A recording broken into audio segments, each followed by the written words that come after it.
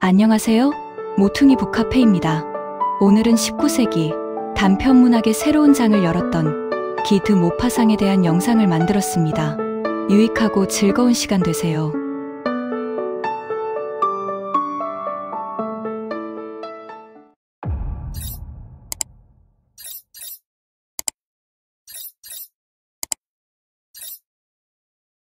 (1850년 8월 5일) 프랑스 노르망디 지방의 시골 마을 미로메닐에서 한 사내 아이가 태어났습니다. 이름은 앙리 르네 알베르 기드 모파상. 그는 부유한 귀족 가문의 장남으로 태어났지만 어릴 적부터 화려함보다는 고독과 불안에 익숙한 아이였습니다. 부모의 불화로 인해 어린 모파상은 아버지의 폭력과 어머니의 눈물 사이에서 성장할 수밖에 없었습니다. 결국 그의 어머니 로르 드 모파상은 남편과 별거를 선택했습니다. 어머니 로르는 감수성이 예민하고 교양 있는 여인이었고 어린 기는 그런 어머니 곁에서 문학과 예술의 세계에 일찍 눈을 떴습니다. 로르는 젊은 시절부터 시를 즐겨 읽었고 스스로도 글을 썼는데 당대 프랑스 문학의 거장이었던 구스타브 플로베르와도 가까운 친구였습니다. 그녀는 자신의 아들을 플로베르에게 소개하며 아이에게 글을 가르쳐달라고 부탁했습니다. 그 만남이 훗날 프랑스 사실주의 문학의 흐름을 바꾸게 되는 계기가 되었습니다. 청년 모파상은 플로베르의 문화에서 글쓰기를 배우기 시작했고 플로베르는 모파상에게 작가는 감정을 과시하지 않고 진실을 드러내야 한다고 가르쳤습니다. 모파상은 이 가르침을 평생의 신념으로 삼았습니다. 그는 작품 속에 자신의 존재를 숨기고 인물과 사건이 스스로 말하게 하는 기법, 즉 객관적 사실주의를 완성해 갔습니다. 젊은 시절의 모파상은 문학을 향한 열정만큼이나 삶의 활기도 강렬했습니다. 그는 바람과 햇살, 그리고 바다를 사랑했습니다. 특히 그는 세느강에서의 보트놀이와 바다 수영을 즐겼고 자유와 쾌락이야말로 인생의 본질이라 믿었습니다. 하지만 그 자유로움 속에는 언제나 불안한 그림자가 드리워 있었습니다. 젊은 나이에 매독에 감염되면서 그 질병은 그의 몸과 정신을 서서히 병들게 했습니다. 그럼에도 불구하고 그는 펜을 놓지 않았습니다. 모파상은 낮에는 공무원으로 일하며 밤에는 글을 썼는데 문단에 이름을 올리기 시작한 것은 30세 무렵 1880년 모파상과 에밀 졸라를 포함한 6명의 매당 그룹 문인들이 프랑스 프로이센 전쟁을 주제로 펴낸 단편집 매당의 저녁들에 그의 작품 비계 덩어리가 실리면서였습니다. 이 작품은 프랑스 문학계에 충격을 주었습니다. 배경은 프랑스 프로이센 전쟁. 사회적 신분이 다른 여행자들이 전쟁을 피해 마차를 타고 도망치던 중 그 중 한 명인 매춘부 비계 덩어리가 프로이센 장교에게 몸을 바침으로써 모두를 구하지만 정작 그녀를 이용하던 상류층은 그녀를 경멸하며 버려버리죠. 모파상은 이 작품에서 인간의 위선, 계급의 잔혹함, 그리고 전쟁이 드러내는 인간의 본질을 냉철하게 묘사했습니다. 그는 감정을 과장하지 않았습니다. 그저 사실을 있는 그대로 보여주었을 뿐이었죠. 그 사실의 힘이 오히려 독자의 마음을 깊이 흔들었습니다. 비계 덩어리의 성공으로 그는 단숨에 문단의 중심으로 떠올랐습니다. 플로베르가 남긴 정신을 가장 완벽히 계승한 작가로 평가받았고 그 뒤를 이어 자신만의 문체와 세계를 확립해 갔습니다. 그의 작품에는 늘 현실의 냉정함과 인간의 비극이 깃들어 있었습니다. 그에게 글쓰기는 단순한 예술이 아니라 인간이 얼마나 허망한 존재인지를 기록하는 행위였습니다. 하지만 그 비극의 감각은 어린 시절부터 그에게 각인된 인간의 배신과 고독의 기억이었습니다. 모파상은 늘 세상을 관찰하며 사람들의 말과 표정 속에서 숨겨진 탐욕과 공포를 읽어냈습니다. 그는 한 번도 인간을 단순히 선하거나 악하다고 정의하지 않았습니다. 그의 인물들은 언제나 그 사이 어딘가 욕망과 도덕, 사랑과 절망의 경계에서 흔들렸습니다. 모파상은 점점 더 세상에 알려졌고 그는 단편 문학의 새로운 황금기를 열었습니다. 그는 1880년대 약 300편에 달하는 단편을 쏟아냈습니다. 그 작품들 속에는 사랑, 전쟁, 인간의 탐욕, 그리고 죽음이 교차했습니다. 그의 단편들은 짧지만 완벽한 구조를 지녔고 짧은 순간에 인간의 본질을 드러내는 잔혹한 거울과 같았습니다. 그는 사실주의와 자연주의 문학을 완벽히 결합시킨 인물로 평가받았습니다. 이 시기에 모파상은 단편 소설의 구조를 하나의 예술로 끌어올렸습니다. 이른바 모파상식 단편이라 불리는 형식입니다. 그의 단편들은 일상 속에서 인간의 욕망과 위선, 도덕적 모순을 사실적으로 드러내지만 작가는 감정을 드러내지 않고 냉정한 관찰자로서 그저 보여줄 뿐입니다. 오헨리식의 반전 대신 아이러니와 냉소의 결말로 현실의 진실을 비춥니다. 간결하고 정확한 문체 또한 그의 작품을 돋보이게 합니다.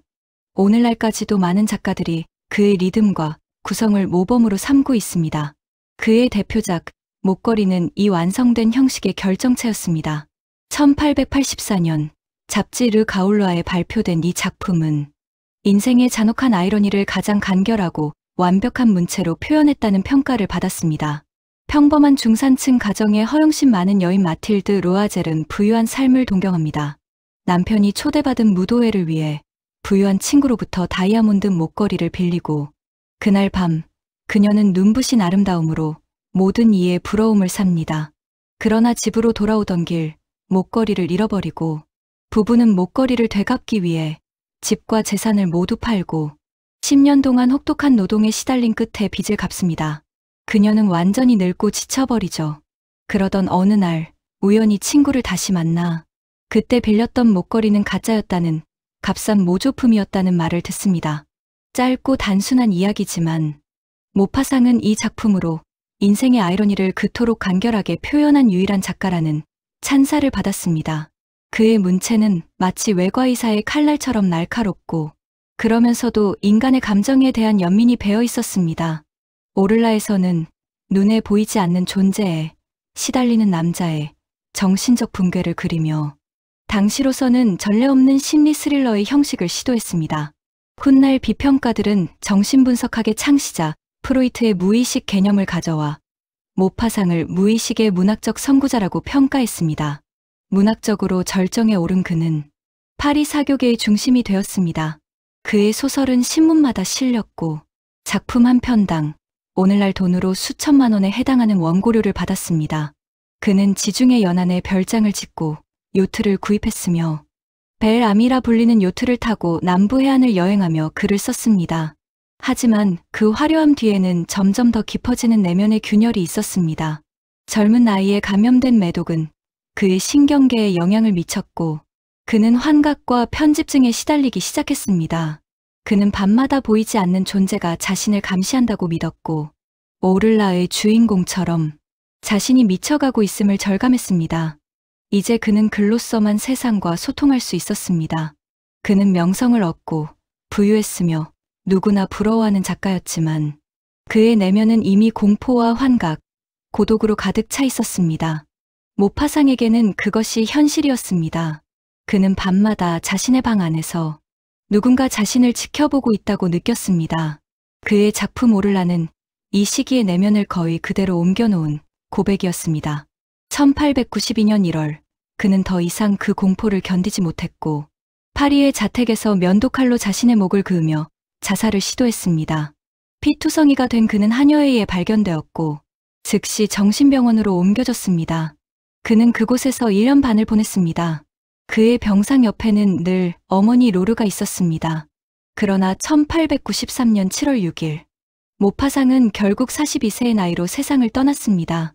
그의 장례식은 소박했지만 그를 사랑했던 수많은 작가들이 모였습니다. 그 중에는 에밀 졸라, 알퐁스 도데, 그리고 그의 스승 플로베르의 제자들이 있었습니다. 모파상의 부고를 올린 신문들은 그를 이렇게 평가했습니다.